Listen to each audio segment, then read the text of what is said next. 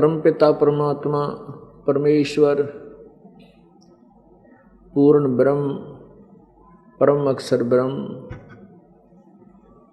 सर्व सृष्टि रचनहार कुल मालिक दीन दयाल दीन बंधु मंगल करण पाप हरण कबीर देव कबीर प्रभु कबीर परमेश्वर, ये हमारे कुल मालिक हैं, ये हमारे पिता हैं, सभी आत्माओं के जनक हैं। अपने संतान की चिंता, अपने संतान के दुख में दुखी माता पिता ही होते हैं। परमेश्वर कबीर देव में वो गुण हैं, तुमेव माता च पिता तुमेव बंधु च सखा तुमेव विद्या च द्रविण तुमेव सर्व मम देव देव। ये वो परमात्मा है जो हमारे माता और पिता और सच्चे साथी सखा बंधु, जो हमारे रिलेटिव भी यही है निकटतम। हम अपने उस परम पिता को, अपने साथी को, सखा को, अपने नाती को भूल करके हम अन्य के साथ प्रीत जोड़ चुके हैं। जब तक हम उस अपने पिता के पास नहीं पहुंच जाएंगे तब तक हम सुखी नहीं हो सकते। और जिस सुख को हम सुख मानते हैं वो सुख नहीं, वो तो दुख का हल्का स्वरूप है। झूठे सुख को सुख कहे ये मान रया मन मोदे, ये सकल चबीना काल का कुछ मुख में कुछ गोदे। या कोई सुखी नहीं है, कोई भी प्राणी सुखी नहीं है। हम जिसको सुखी मानते हैं वो कुछ हल्के दुख युक्त है, जो ऊपर से दुख नहीं दिखता उसको, इंटरनल अंदर से दुखी है।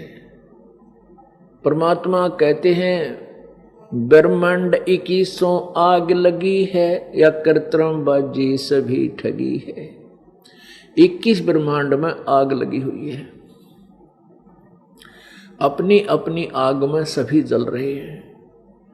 चाहे यहाँ के, चाहे रंक है, चाहे राजा है, चाहे देव है, चाहे महादेव है, चाहे देवताओं का राजा सुरपति इंद्र है,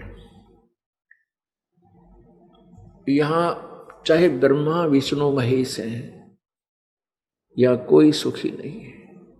यदि आप ब्रह्मा विष्णु महेश जी की आत्मकथा पढ़ लो, लेकिन हम केवल इनको पूर्ण परमात्मा मानकर इनके ऊपर आई आपत्तियों को लीला समझ रहे थे। वो लीला नहीं थी, इनके कर्मों के दंड और आपत्तियां थी। जैसे भगवान श्री विष्णु जी श्रीमद् देवी भागवत में